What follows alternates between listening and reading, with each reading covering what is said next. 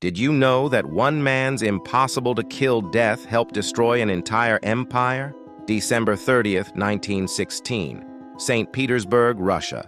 A group of nobles had one mission: kill Grigory Rasputin, the so-called mad monk who controlled the Russian royal family. First, they fed him enough cyanide-laced cakes and wine to kill 10 men. Rasputin just kept eating and drinking like nothing happened. Panicking, they shot him in the chest. He collapsed, then got back up and tried to escape into the snowy courtyard. They shot him 3 more times, beat him with clubs, tied him up and threw his body through a hole in the frozen river. When they found his corpse days later, water in his lungs proved he was still alive when he hit that icy water. But here's the crazy part. Rasputin's brutal murder didn't save the royal family. It destroyed them. His death removed the one person keeping Tsar Nicholas in power. Just 2 months later, the Russian Revolution began, ending 300 years of Romanov rule and changing world history forever. Sometimes killing the right person at the wrong time changes everything. Did you know that one of history's most brilliant minds was murdered by a mob using broken pottery as weapons? Her name was Hypatia. In 415 CE, she was Alexandria's greatest mathematician and philosopher. While most women had no voice, Hypatia taught geometry, astronomy, and philosophy to packed lecture halls. But Alexandria was changing. Christian leaders saw her as a threat. They spread rumors that she practiced dark magic and corrupted young minds with pagan ideas. On a spring morning, a Christian mob dragged Hypatia from her chariot. They stripped her naked and hauled her into a church. Using sharp pottery shards and roof tiles, they scraped the flesh from her bones while she was still alive. Her murder sent shockwaves through the ancient world. Scholars fled Alexandria in terror.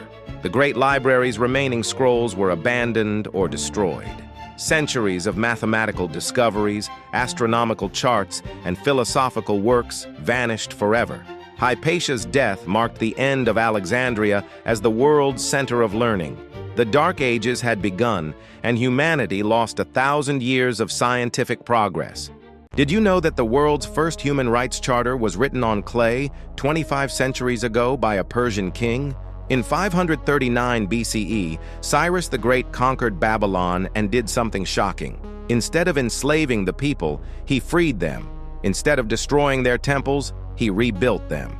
He carved his revolutionary ideas onto a clay cylinder. No more slavery. Everyone could worship their own gods.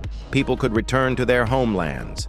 These weren't just empty promises. Cyrus actually freed the Jewish people from Babylonian captivity. This clay cylinder became known as the Cyrus Cylinder. It declared that all people deserved freedom and respect, regardless of their race or religion. Here's the mind-blowing part. When the United Nations created the Universal Declaration of Human Rights in 1948, they directly referenced Cyrus's ancient principles. A Persian king from 25 centuries ago laid the foundation for modern human rights. His clay cylinder now sits in the British Museum, reminding us that the fight for human dignity began long before we thought it did. Sometimes the most revolutionary ideas come from the most unexpected places. Did you know that the richest man in Rome died by having molten gold poured down his throat? In 53 BCE, Marcus Crassus was so wealthy he could fund entire armies, but his greed would destroy him and change history forever. Crassus craved military glory to match his fortune. He invaded Parthia with 7 legions, dreaming of conquest and gold. At Carrhae, disaster struck. The Parthians surrounded his army with horse archers. Roman shields meant nothing against the endless rain of arrows. 20,000 Romans died. 10,000 were captured. Crassus tried to negotiate. Big mistake. The Parthian king had heard of Roman greed. He ordered molten gold poured into Crassus's mouth, saying, "Now satisfy your thirst for gold." But Crassus's death triggered something worse. He was part of Rome's ruling trio with Pompey and Caesar. With Crassus gone, the alliance collapsed. Caesar and Pompey turned on each other. Caesar crossed the Rubicon. Civil war erupted. The Roman Republic died with Crassus in that desert. One man's greed didn't just cost him his life, it ended 1,000 years of Roman democracy forever. Did you know a 19-year-old peasant girl almost changed the course of European history from inside a prison cell? Joan of Arc sat chained in an English dungeon, facing 61 French priests who had betrayed their own country. For 5 brutal months, they interrogated her daily, demanding she admit her visions were lies. "The Archangel Michael commanded me to crown the rightful king," Joan insisted, over and over. The clergy threatened her with burning alive if she wouldn't confess that demons had deceived her. But Joan never wavered. She described her divine visions in perfect detail, refusing to break even under torture threats. Then something unexpected happened. Faced with the flames, Joan briefly recanted to save her life. But the next morning, she took it all back. "I would rather die than deny what I saw," she declared. They burned her alive in Rouen marketplace, thinking they'd won. They were catastrophically wrong.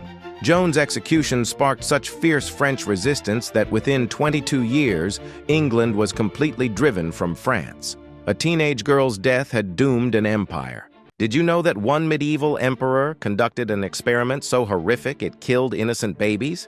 In the 1200s, Holy Roman Emperor Frederick II believed he could discover humanity's natural language through a twisted experiment. He was convinced that babies, if raised without any human speech, would spontaneously start speaking Hebrew, Greek, or Latin as proof of divine origin. Frederick ordered wet nurses to care for newborn infants under strict rules. They could feed the babies and bathe them, but were forbidden from speaking to them, smiling at them, or showing any affection whatsoever. The babies lived in complete silence, isolated from all human warmth and interaction. The emperor waited eagerly for these children to reveal what he believed would be God's chosen language. He was certain they would begin speaking ancient tongues without ever hearing them. But the results were devastating. Every single baby died before uttering a single word. Medieval chroniclers concluded that the infants simply could not survive without human love and emotional connection. This became one of history's most tragic and unethical experiments, proving that human affection isn't just wanted, it's essential for survival.